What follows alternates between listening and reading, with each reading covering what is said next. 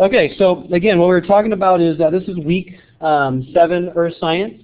For this week, the essential question, actually is not one. What I want you to do is I want you to fill out the notes that I'm sending, or that we're going to be doing today, and then I really want you to be able to send that to me via the Dropbox. And that's how you're going to get credit for coming to the session. So doing the work I'm asking you to do today in class or in this recording is the way I want you guys to get your credit. People are in class with me. I'm going to be able to just look at their stuff, and so they do not have to do that extra requirement. I highly recommend coming in person, because when you come in person, it's sometimes more beneficial. Here, pass it down. Back? No, I want people to get two. Down. That's why I keep handing you guys stuff. Here's enough. Oh, you got some right there. You have some? You have some? You can go need them. You have some, yes.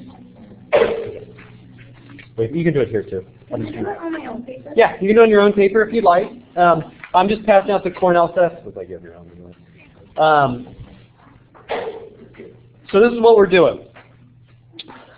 We're going to start to look to break down what I actually want you guys to be doing. The stuff I'm going to show you is really what I want to see inside your science notebook, as well as what you should be doing. Now, some things I really believe are not important for you to like. Okay, they're all important. Okay, obviously I'm a science teacher. I get the concept that you should learn exactly what the benthic zone is when you get to be 37, and you should know it.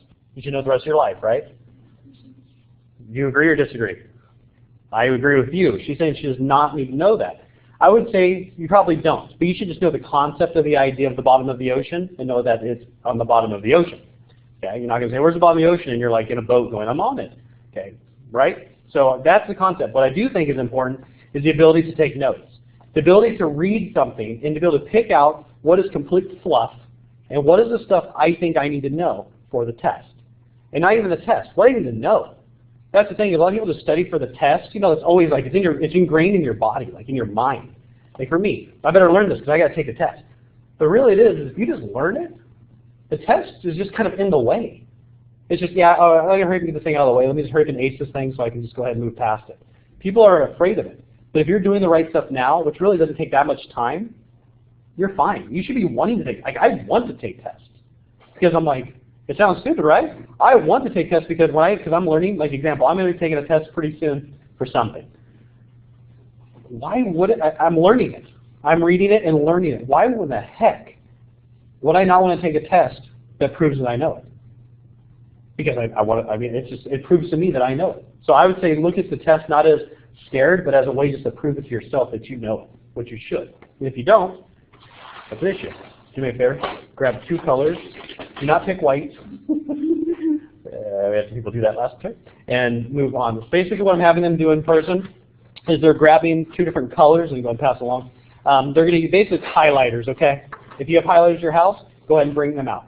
But that's basically what it is. So looking at the paper, looking at the page in front of us. Did I do it again?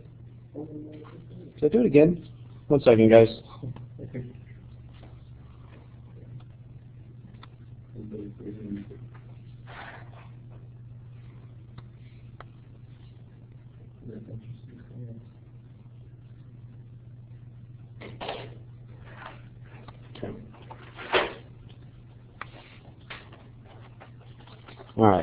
All right, so check this out. Okay, so the pages I passed out to you guys, you can keep that for your reference to be able to do this, what we're going to do today, for tomorrow. All right? So the pages that I just gave it to you guys, I printed them out for you, and you can use that tomorrow when you do this. Okay, so in the people online, what I'm telling them is that what I did is I basically, come on, that's weird. All right, right there in the top right-hand corner, there's a little like tab where you can actually. What is going on with my tablet? Yeah, that's weird, huh? Okay, so at the top right-hand corner, there's a little symbol. If you click that symbol, it gives you the option to print the slides. So you can print, if you're not a person that even though it's online, every once in a while you need to have some paper to look at. just for whatever reason your eyes are hurting that day or whatever it is, you're more than welcome to print it out and use that. And again, those aren't your notes. It's basically your book, but it gives you a little better ability to rip it apart. What I mean by breaking it down and actually looking at things. So example, on the top of your page, your Cornell sheet, or the people at home on the page you're doing, I would want you to put your name on it. Go ahead and put your name on the top of the page. It sounds weird, but a lot of people don't put their name on their notes. It's probably because their notes are so horrible half the time that no one actually wants to put their name on it. Put your name on it. Sorry, it's from a thing in sports. Like a coach was like, if you're going to be like, put your name on it. So you want to make sure you put your name on your notes. Make sure you put the class. What is the class? What kind of science is this? It's the science of the earth. Earth science. What's today's date? What is it? The 26th. So go ahead and write down the 26th. That's your date. Okay, those are the things you need to do to set up your actual notes. Okay, just to set it up. Easy. So far we haven't gotten the hard stuff. Now, on the top of the Cornell note sheet, it gives you what's called a lesson topic. What do you think the lesson topic is for this section? Okay, in person, someone said this right here. Ocean conditions and life. That is correct. So you want to go and write down oceans, conditions, and life inside the little box that you already did. So I'm looking at students that have already done this, and they're looking at me like, why am I even talking about it? All right, so we have that. So far, we've got our name. Do we get any hiccups on the name? Are we good? Yeah. Well, some people will be like, oh, wait a second, my name, or do you want my friend's name, or the name of the person they don't have, things like that. Whatever it is. All right, so this is the next part.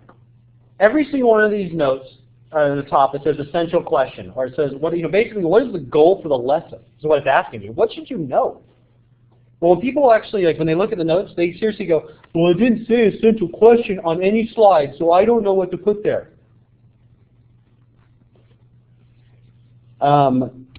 This right here is what you should know for the lesson. They're the goals. They are the essential questions, basically, of each lesson. If you, at the end of your lessons, you cannot go back and answer those, you didn't do it. You need to go back and redo it. If you do that, I guarantee you will do well in the school. Guarantee it. It's guaranteed. Boom, put my name on it, stamped. Rubber stamp. It's not going to get serious. So that's what you need to do. You got a question here? Yep, very good. Thank you, Isaac. You're right. Ocean conditions and life. My apologies. I didn't look down. By the way, you guys won't see it on here. I'll make sure I keep looking down at my tablet. Sometimes I forget to do that. Okay. So we go ahead and write down inside your essential question area these three things. Now, do me a favor. If for whatever reason it doesn't fit, just keep going. Lines don't mean anything on this paper. Just keep going to the bottom one, too, where it says questions and whatever, notes. You just write it down there. Just cross out the notes part. Who cares?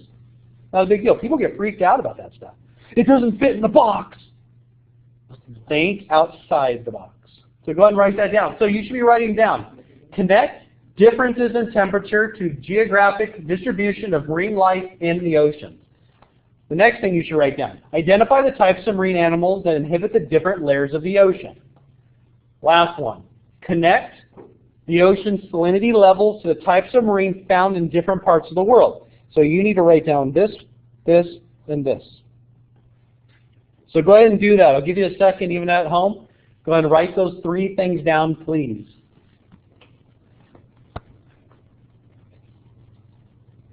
Hello? I put goals for this thing. Don't write goals down. Make sure you actually write them down.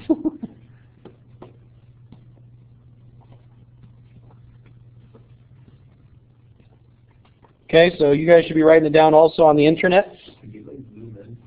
Can I zoom in? Is that possible? I don't think so. No, no. Yeah, sorry about that. It looks perfect on my computer, if that means anything to you. Hands off. Perfect. You're welcome. Basically, the paper I pass out to you guys, I printed the wrong ones. Just be straight with that. I printed the wrong one, the one next to you sitting there. That one's supposed to be this stuff, the slides of this. But I printed the wrong yeah, I know. I printed the wrong one. Thanks for pointing out. 10 and 11 are different. I get it. Thank you for pointing out my mistake. No, it was my bad. What I did is I was going through back and forth determining which one I wanted, and one of them I chose, and then I printed the other ones for some reason. It happens. So you can use that for tomorrow to do your notes.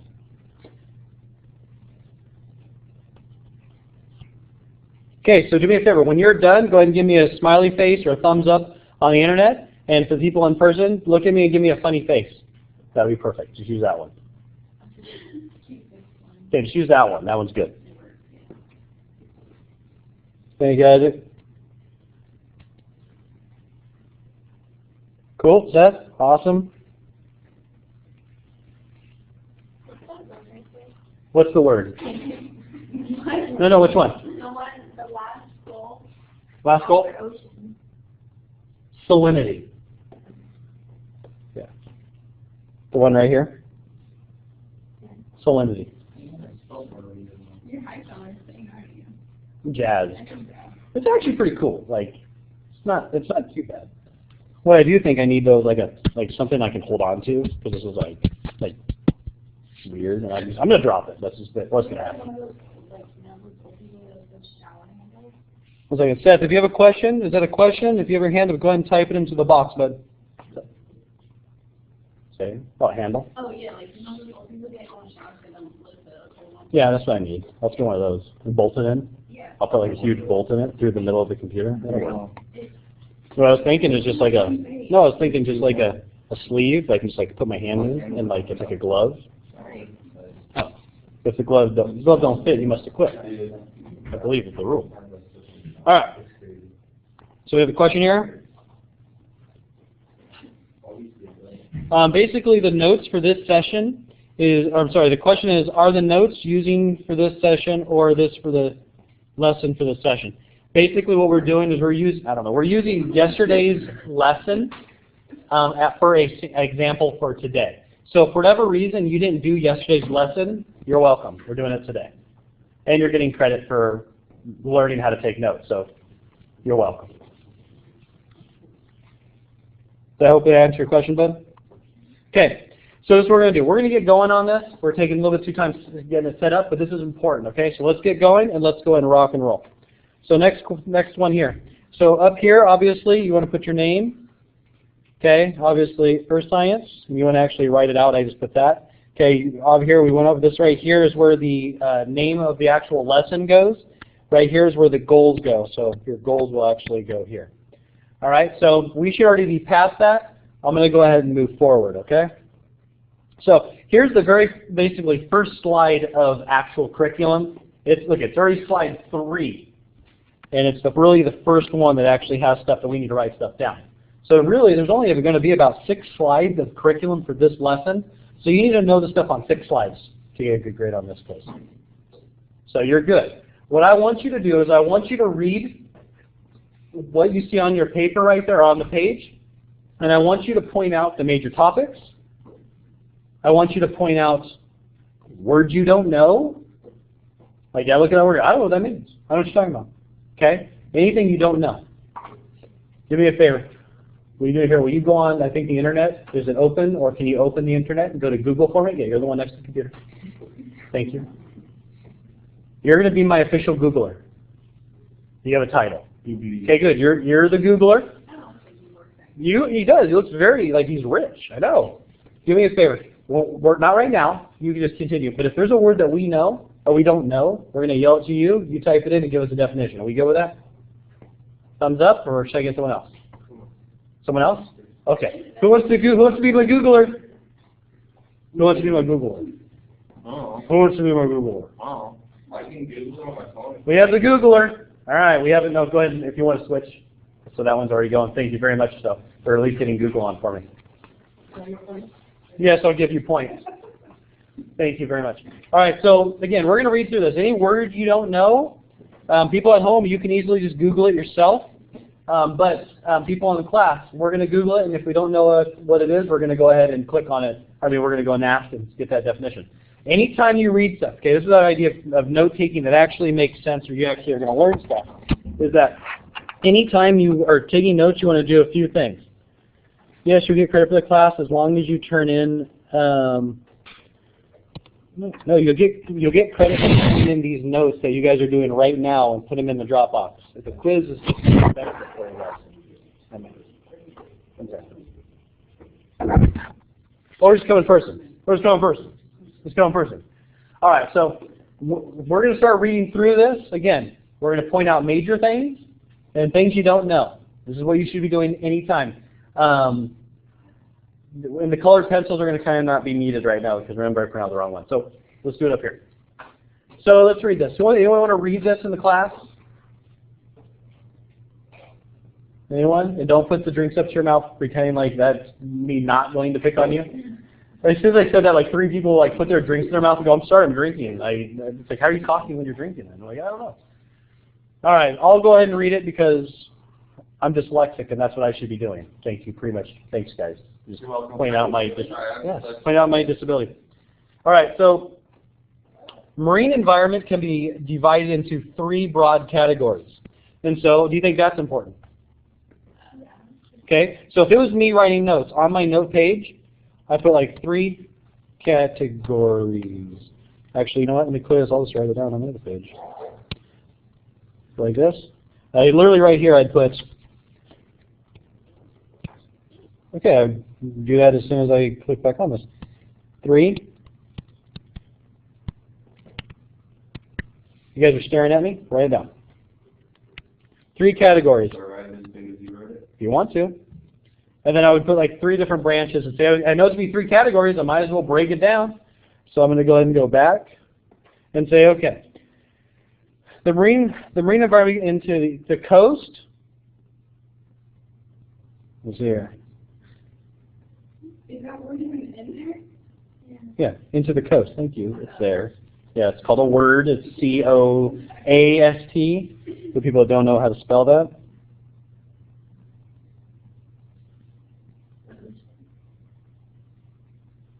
Okay.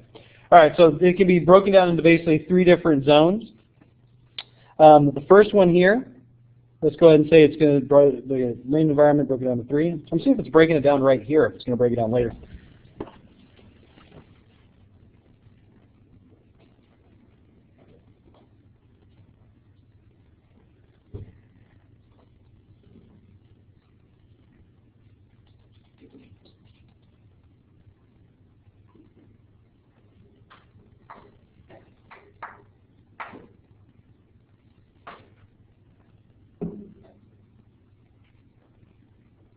I don't even like how they did that.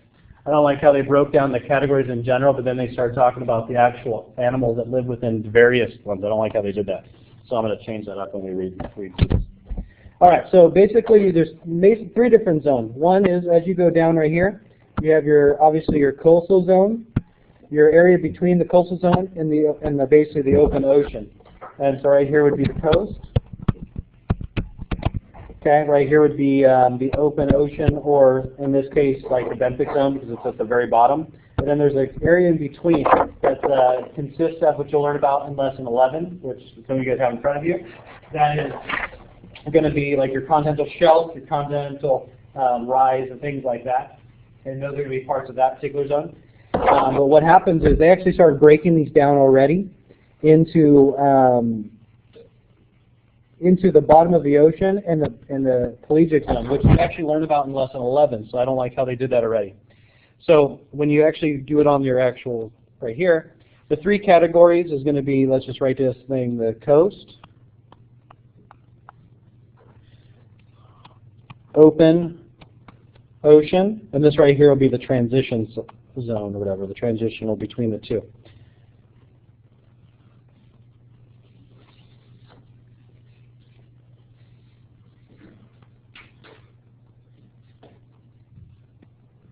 And just so you know, the question right here, we're going to ignore that right now. When I went to this seminar or whatever about how to take notes, which is funny because when I went there I was like, this isn't going to be fun at all. And then when I went there I was like, it wasn't fun, don't get me wrong, it wasn't fun. But at least it was informative. And they said that for students, this left column, if you know how to do that, then do it. But this is where you start asking yourself higher level type questions that you do your own research on and kind of break things down. They said for beginners, like, you know, for me even starting this, because I've never taken Cornell notes in my life, basically, and some people haven't ever taken it, is that you're going to focus on this side, the right side of this, okay? Make sense? So focus on the right side, because that's where your notes will actually go. Okay, a couple other things that are important in here is that anytime you have a blue word, it's important. Anytime you have a blue word in K-12, it's important. It means that it's a major term or a major vocab. If I were you, and I don't know if they are, somewhere on your notes, I would write them down. So example, benthic zone. I would write that down. I'd say I don't know what it is, so I just literally write down benthic zone, and I'd just put what it is, bottom of ocean. What it is, it's bottom of the ocean.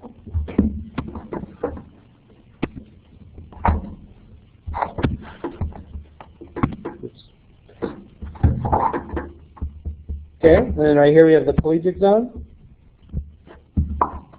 That is the open ocean. So what I would do is that's important to me. I'm going to go and write that down.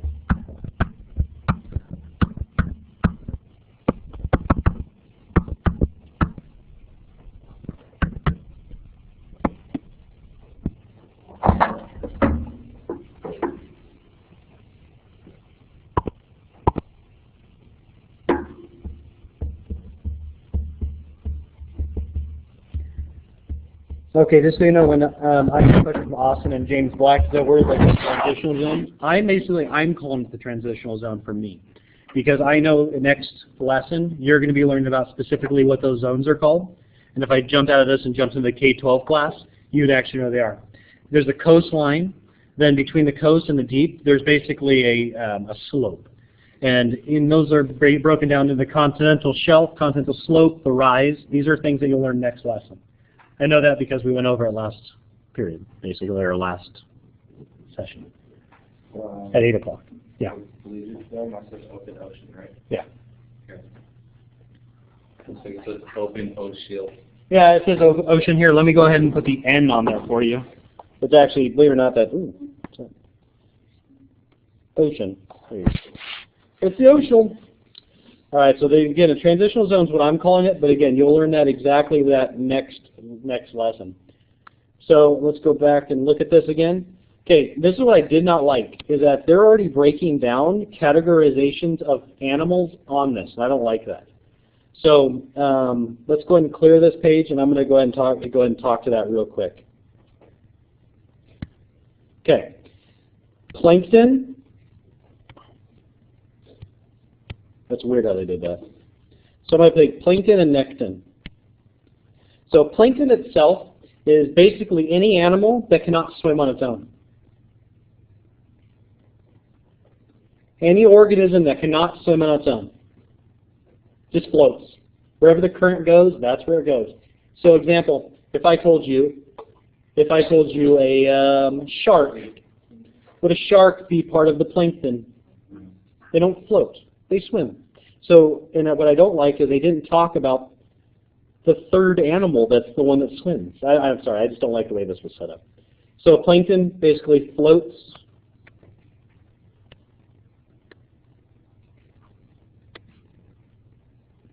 Floats around. And if I wanted to, I can go to my notes. Oopsie.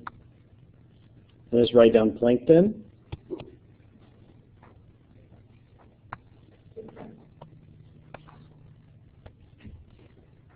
Floats around. Basically, it cannot swim itself. That's the whole point of it. It cannot move itself. It just, wherever it goes, it's just where it goes. Isn't the definition on the Yeah. Yeah, but this is a slide that I snapped of it, so I can't click on it here. But yeah, if you're in K-12, you click on it, and there's the definition right down. Now, this is the point when I'm saying when you start writing down definitions, or you start just in general looking stuff up, don't write down the exact definition that has it written down. Read it and make it in your own words. Like literally, I would really write for me, like this is me, like instead of saying organisms that do not have any propulsion on their own, and they, whatever the definition is scientifically, for me to remember it, even myself now, I literally write down animals that float. That's all right. Pretty simple, right? You can remember that. That's the point. Making things easy for you to remember. However you remember things, that's how you need to write it down. All right, so Nectin. Oh, see there. I don't like how they did that. All right, so Nectin, if you look right here, they're swimming organisms. So, Nectin. Ooh, I don't know what that was. I'm going to erase that. Where's the eraser? Yeah, whatever. Nectin, you're killing me. You're killing me, Smalls. Nectin swims. Anything that swims. Anything. You, when you get in the water, you're classified as, or you drowned. Well, it sounds like some people drown when they get in the water. Then I'm a plankton. I just float around with the rest of the stuff. No, but it's anything that can swim. Sharks, regular fish, anything that has a fin that can move itself goes under that category.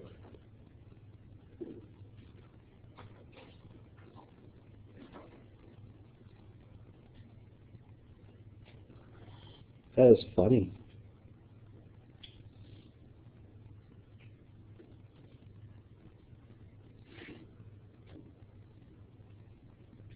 That is funny to me. Let's see if it comes up later, but there's animals that also go along the bottom of the ocean, inside the benthic zone, and those ones, they don't float, they don't swim, they crawl around the ground. They're also categorized in their own group as well. One second here. Can a sponge swim? Actually, I believe most sponges, if I remember correctly, they actually grow in the bottom of the ocean. Huh? Yeah, sea sponges are real. SpongeBob? Yeah, SpongeBob is real. He's in the movie. I saw him.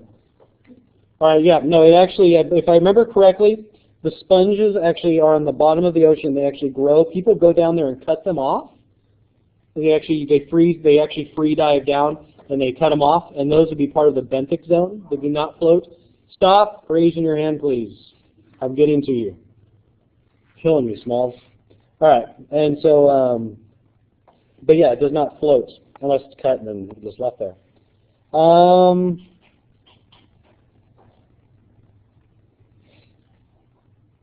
Yeah, so this is basically how we could break this down easily. Plankton can be in any of the zones. Okay, it can be in open water, also could be at the shoreline. The Nectin are at every single part of the zones as well because they're swimming organisms. Anywhere you can swim, they can be. They can technically even be on the bottom because they can swim along the bottom. Flounders and whatnot, they like to be at the bottom of the ocean. Not Nectin, the benthic animals are the ones in the benthos. Animals that are in the bottom of the ocean, they don't swim, they don't float, they crawl. They're the only ones that are really, well, they're stuck at the bottom. Plankton are stuck wherever the water is going, and the Nectin are allowed to swim wherever they want. Wait, what about that one from Nemo? Which one? Is he with a little flashlight? Does he have a fin? Yeah. But it looks like he's swimming. Like, how dark? He has a fin. He would be part of the Nectin category. Even though he's at the bottom, he's not crawling on the bottom. Like, example, when you're at the bottom of the ocean, you have crabs that crawl on the ground. They are stuck in that area. That's all they can do. They can't just, I'm gonna start, like, even though someone can kind of jump and like just kind of like float or whatever, none of them swim. They don't have fins. So they're not, well, that's what I'm saying, crab. Yeah. When they crawl. How about stingrays? Well, there's a lot of different types of crabs. Some live closer to the shoreline. Like, yes, those are crabs. Those, like anything else, they are on the floor. The bottom of the ocean is 1 centimeter basically into the water. As soon as the water's there, it's the bottom of the ocean. You're thinking the bottom of the ocean being that dark place that's super cold that no one ever goes to. That's also the bottom of the ocean. Again, if you look at the shoreline, if you look right here to the page, Basically, the bottom of the ocean is anywhere along this line. Because it is the bottom, it is the ground, I should say it's the ground of the ocean. But there's the abyssal zones down here, yes, and the abyssal plains, which you'll learn in lesson 11. Okay, we've got another ding. I love these dings. No, learn how to turn these things off. Yes, I am plankton. Leave me alone. All right, so let's keep going. Sorry, I just didn't like how that was broken down. So, many factors influence the marine environment. Now, example, if I was writing notes down, do I consider this important? No, it's such a broad statement, it's ridiculous. A lot of factors affect things. So would you write that down? Even though it's bold. But it has the bold. Yeah, it has the bold. It must be important. No. No, I'm saying you may have to use these factors and have bold. What do you write down the bold and then the bold? You're saying is basically write this down and then go ahead and write these underneath it? Yes. You could write this down, or you can just write those down. Like, huh? Okay. So I write Yeah, do me a favor. Don't write the top one down yet, but do definitely write down the bullet points. Right now, write down the bullet points. We'll see what's out here.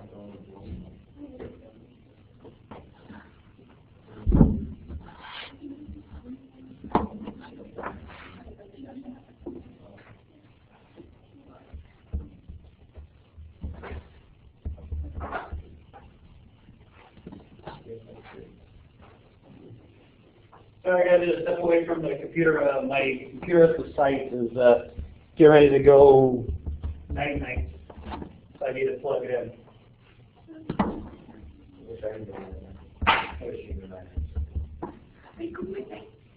All right, we good? We're good. All right, so this is what I would do. This is just me, the way I would take the notes, just like I said, this is me. You obviously know that those bullet points are important. Bullet points typically are important. This is what I would do. If I was to go to the notes, was it temperature? You guys have it right? Okay, so on the notes, I would write salinity. What else? I would write, what's the other bullet point? temperature, Temp. light, Okay, I would write it down like that because that's what we call quick hand. And what I would do is I would put like this. Factor, oh, that was even close.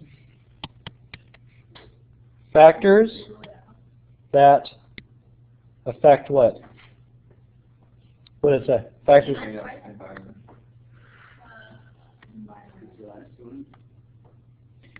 is it affected with an A or affected with an A. Because I wrote it down that way. I have no idea. I'm not a grammar teacher. You're asking the dyslexic teacher that didn't know he's dyslexic until college to ask about grammar. Rude. Wrong person to ask. I believe Miss Wharton or Miss Alvarado would love to answer that question for you. They'd probably get giddy if you asked them that question. I'm going to have to. You should, because I don't know. Effect, I just know how it sounds and which one's right based on sound. So I don't know. We'll just go with yes for right now.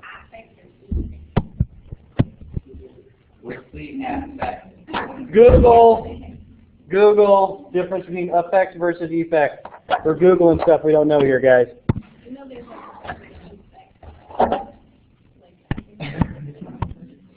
All right, so let's focus on less of the grammar of one word inside this whole thing. There's way more energy we're putting into that. And so, real fast. So, example, things that affect, in general, temperature. Give you an example. If I took a fish from the tropics, so I took a little tiny Nemo. That's me. Okay, I took it, I'm like, you're mine now. I'm taking you. I'm that creepy girl that shakes it and has the braces. That's me. Yeah, that's me now.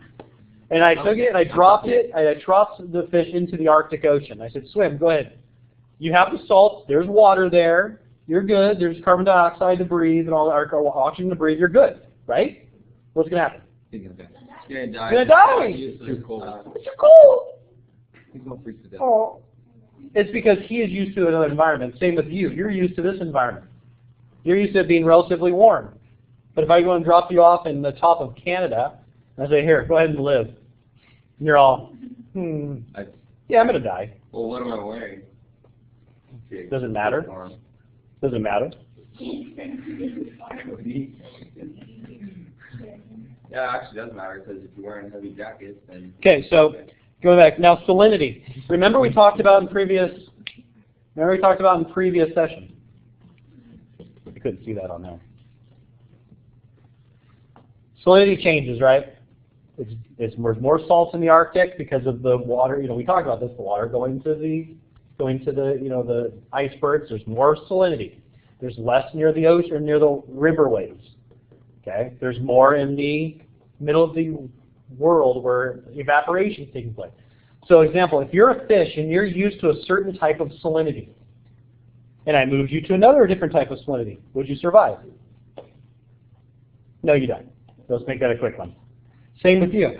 If I took you right now, and say you're just living life like this, and I just took you and dropped you off at the top of Mount Everest, would you live?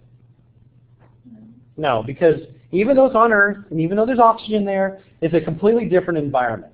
Okay, it's not even just the environment. I'm talking the air. There's just different amounts of chemicals in the air. The air is different. The same with fish. Chemicals in the bottom of the ocean are different than the chemicals top of the ocean. The chemicals near a river. The chemicals, I'm talking chemicals being like the salinity, okay, the chemical makeup, is different. So animals live where they are best fitted, and they are used to that environment. And if you take them out of the environment, a lot of times they'll die. They're used to a certain depth, like the one from Finding Nemo, the bottom of the ocean. Lanternfish, that has a little thing in the, or anglerfish, sorry, has a little thing with the light. If you took that fish and you caught it, so she's out there fishing, all right?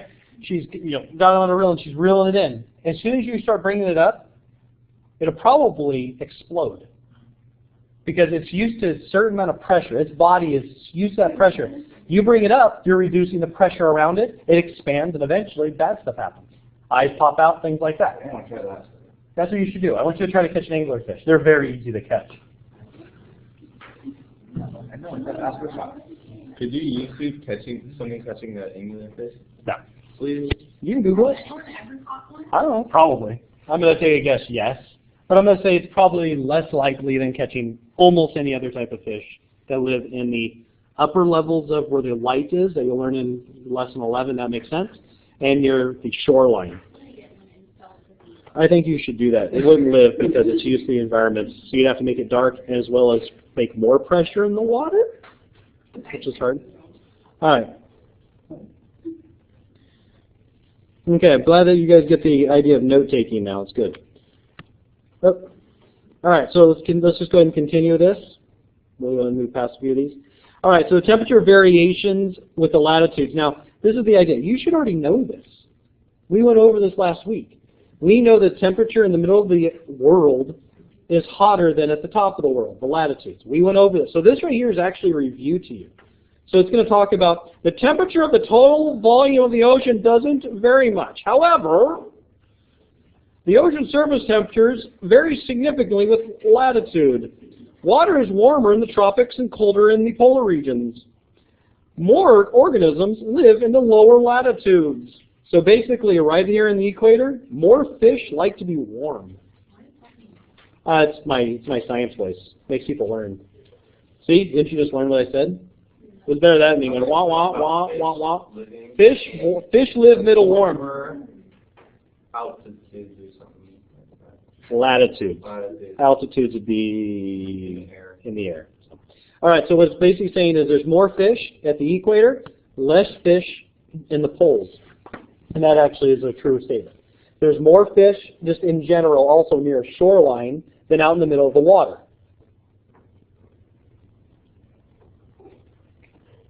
Hi.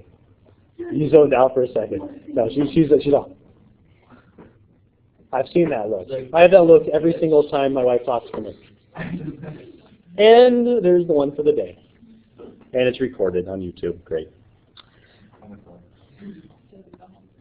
All right, so let's go ahead and continue through this. All right, so another one too. Again, what is this talking about?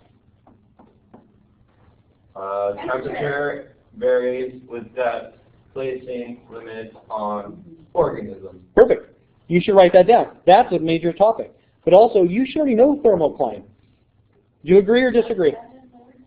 That is the word for it. You should know this. So should you even write this down?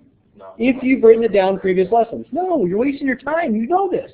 Just go reference to that. All you have to know now is even just the fact that it actually occurs and you know what it means, that you know that temperature affects the fish. The fish needs to be used to that area. You go to the bottom of the ocean, it's freezing cold.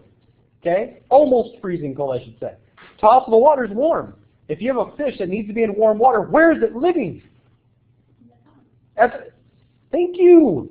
It sounds weird, but people don't understand that. The ocean is one thing. It is broken down into several other things. You just need to learn what the name that we want you to not call it is. That's all it is.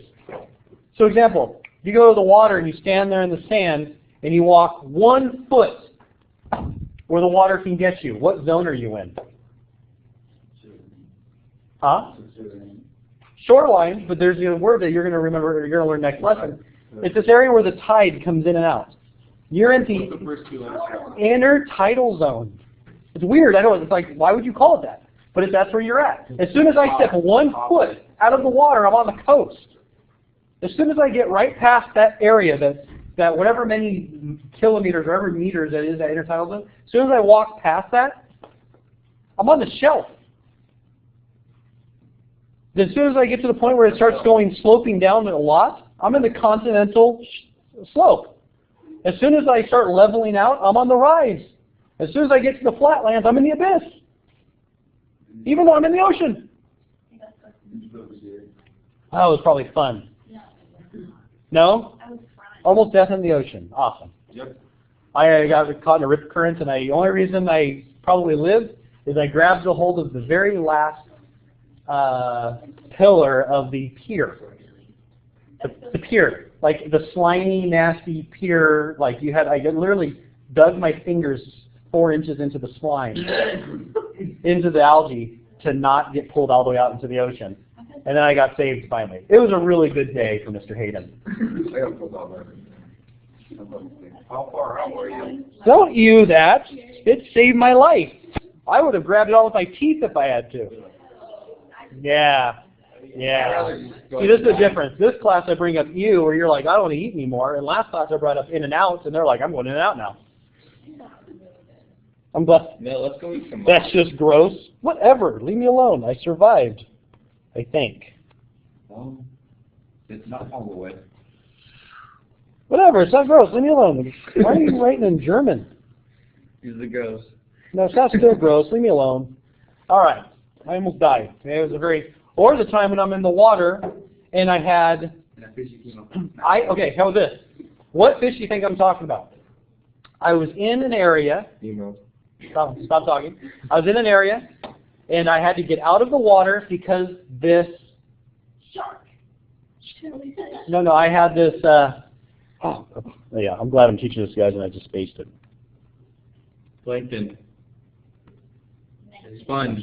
Yeah, there it is. And this plankton-type animal came into the bay, and I had to not be in the water.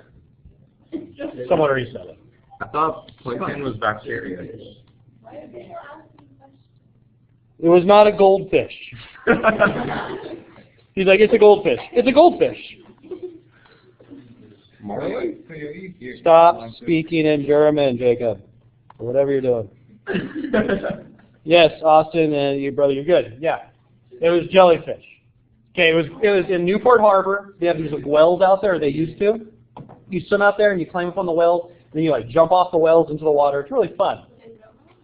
Yes, there are real wells. Oh well. I've never climbed onto a real well in my life. Put it this way. I'm glad that everyone caught on finally. The question was it a real well? No, it was not. It was made of concrete or something. So whatever, I get in there and we climb to the top, and I'm standing up there, and then this demmer walks out, and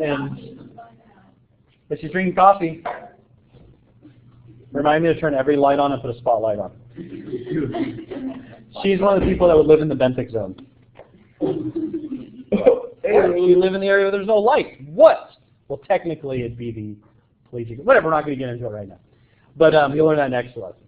But no, it's literally hundreds, if not thousands, of jellyfish came into the harbor, surrounded this thing, and it was really scary because Mr. Hayden, when he was younger, I was probably like 7 or 8, and I was like, what you're supposed to do is you're supposed to run and jump off the head of it into like the water. I'm like, because I see that I would have jumped into 15 jellyfish. I stood up there, and all of it's just, you see everyone. People are swimming as fast as they can to the water. They're swimming after me, which is a wrong statement. Think about that. Thank you. Wrong statement now. So they're floating after them. So they swam and got out of the water. We're stuck on the wells for half an hour. And finally, they all just kind of followed the tide. The tide came in with them. Tide came out and took them with them. And we were just there. It was very scary. Another time when Mr. Animals died in the ocean.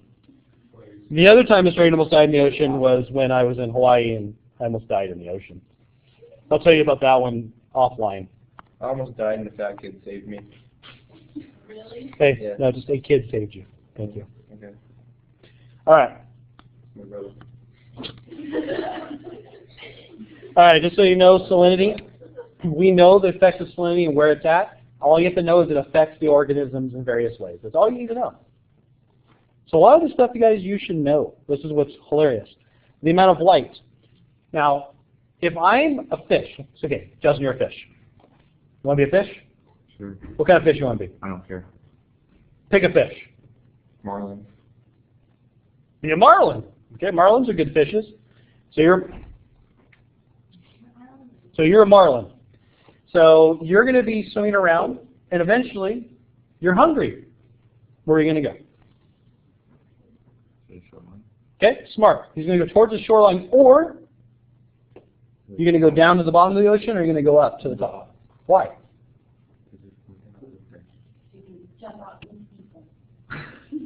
Marlins don't eat people. It's a sick rumor, and it doesn't exist. No, the light. This is what I'm pointing out. The light up here, guys, affects how many plants are there. The plants affect how many, or phytoplanktons. The phytoplanktons are how many zooplanktons. How many zooplanktons are how many fish. How many fish are how many marlins. Okay, they all, same thing. That idea of movement and transfer of energy, it's like you're going to go where the food's at. You don't go in the middle of the desert, you go to in and out. Can you smell in the water? You can't smell in the water, because if you try to smell in the water, you're going to drown. I'm just throwing it out there. Wouldn't you go down because for the dead fish sink down too? Okay, now, good point. He's bringing up about 1% of fish in the whole world.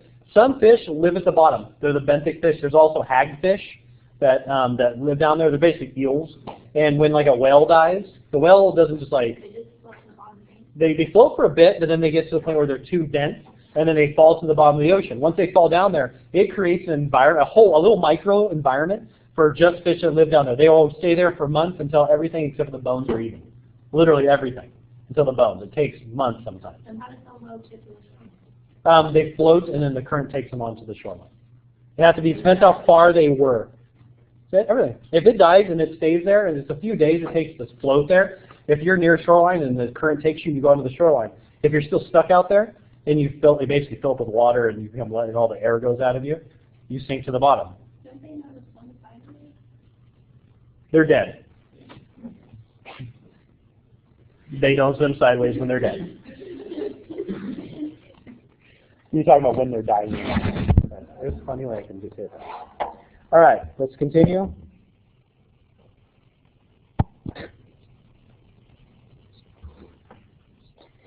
Talking in German. All right, okay, real fast, just so you know, this is already something you should know. That's actually a slide that we already know. So this is when you start taking notes, guys, and you start looking at slides. If you already know this, why wouldn't you? That doesn't make sense to me. People write down the same thing like 3 different times when it's there. You just maybe put a reference like in your science notebook, like thermocline, see page, whatever page that is on, and then you don't have to go back to it. You're done. Move past it on notes.